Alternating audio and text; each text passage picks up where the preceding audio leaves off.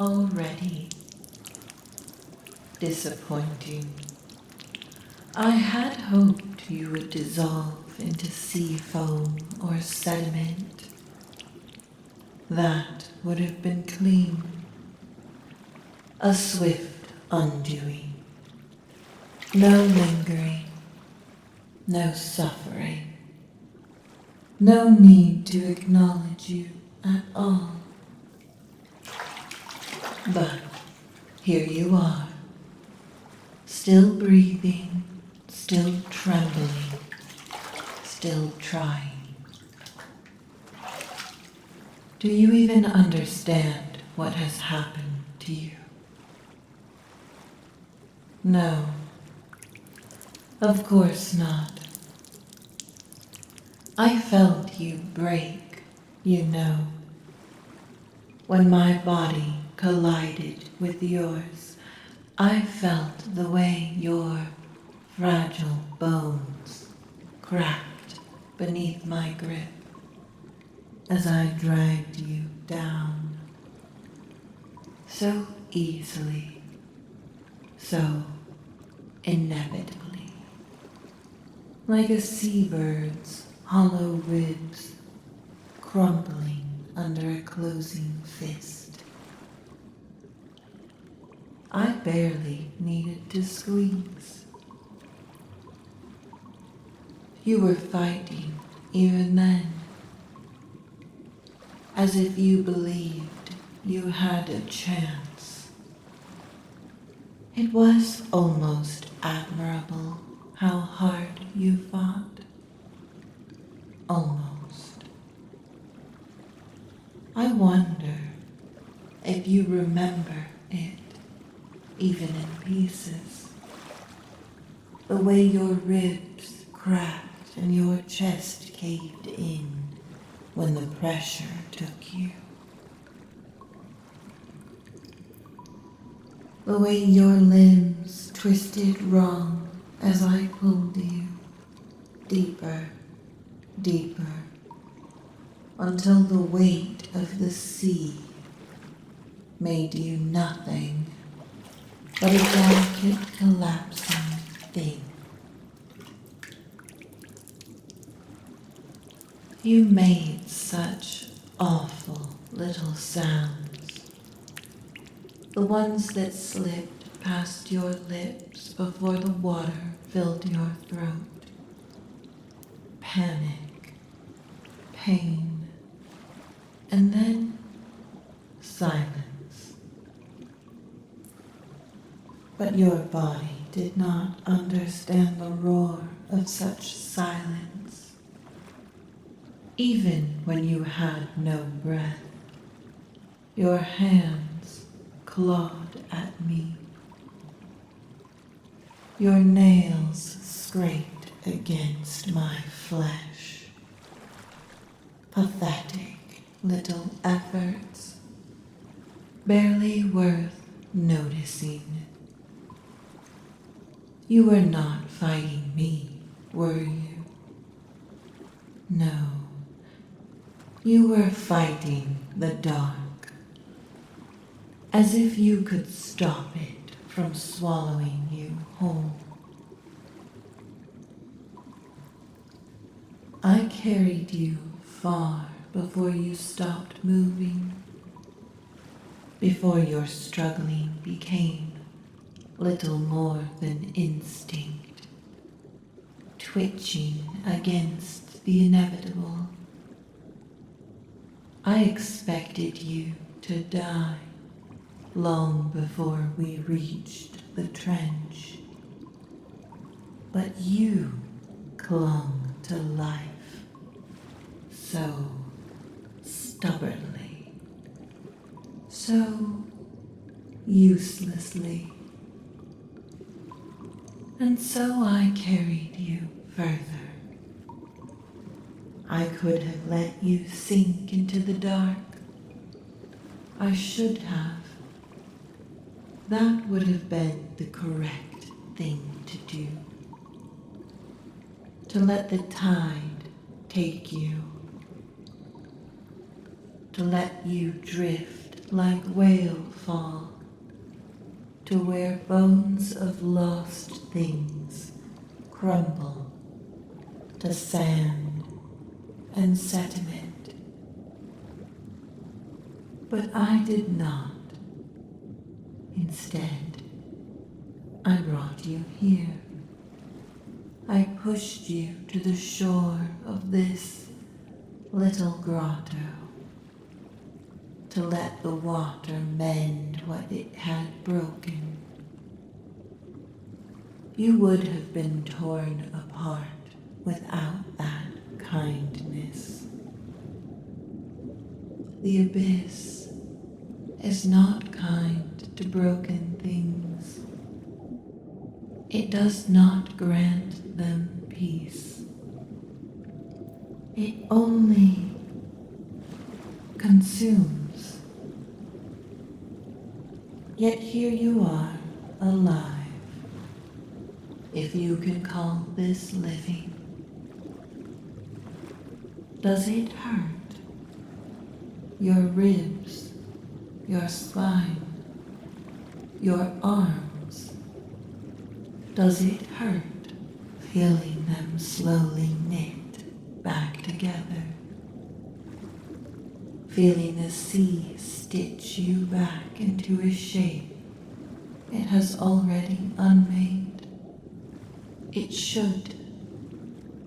Pain is a sign that something still remains of you, though I cannot imagine for long.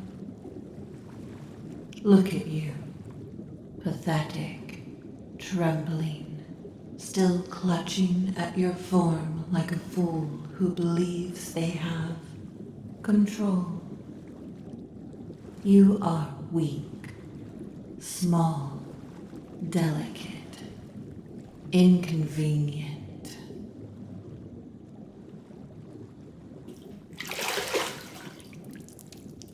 Eat. You hesitate. How amusing. As if you have a choice. Do you think I am offering? No. This is not an act of kindness. It is instruction. You will eat. Still you resist. Still you hesitate. Stubborn little thing. Do you believe your defiance matters?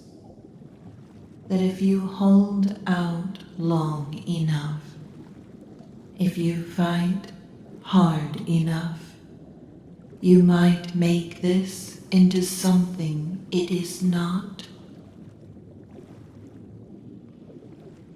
Do you think your refusal will change anything? Do you think I will look at you and find patience, find concern, that you might carve some kind of understanding between us, something human enough to soften me? I am not something that softens. You mistake me for something that cares. You mistake me for something that sees you as anything but a thing. I do not need to threaten you. I do not need to harm you. Your body already knows the truth. It knows it is mine. Do you feel them? My tendrils curling around your arms, your ribs pressing against that weak little pulse beneath your throat. You can scream. You can struggle. If you can, I will allow it. I enjoy it. Ah, there it is. That sudden, frantic, little jolt of movement. As if you could wriggle your way free. You cannot. You are such a small thing, wrapped up in me like this, ensnared, tucked away. It would take nothing to pull you closer, to coil a little tighter. Ah, that sharp breath, that weak attempt at resistance. How quaint. You are all the same in the end. Soft things, fragile things, things that break and bend and yield beneath my touch. Do you feel it? The press of me around your ribs. The slow, deliberate squeeze. It is not enough to hurt, not yet. But I could tighten so easily, so naturally. You would barely have time to gasp before your lungs could no longer expand, before your ribs gave way beneath me. Just a little more. Just a little more. And yet, I do not. Because I enjoy this. I enjoy the way you twitch beneath my grip, the way your breath stutters when I hold you just a bit too tightly. You thought you were noble, rescuing my daughter from that wretched cage, carrying her to the sea. Did you think she needed your help? Did you think she was grateful? She was merely playing. A game my kind has played with yours for centuries. You are mine now. You will remain mine. I will keep you warm. I will keep you still. I will keep you here. I wonder how long before you stop fighting? How long before you accept? How long before you realize there is no end to this? There is only the slow, inevitable squeeze of my grip, only the press of my tendrils holding you tighter, closer, deeper. Hush. Your body is so tense in my grasp. Your muscles stretch and tighten, trying to find some sense of relief, trying to of comfort. Do you want to feel comfort? Do you want to feel relief? I need to hear you say it while you still have your voice.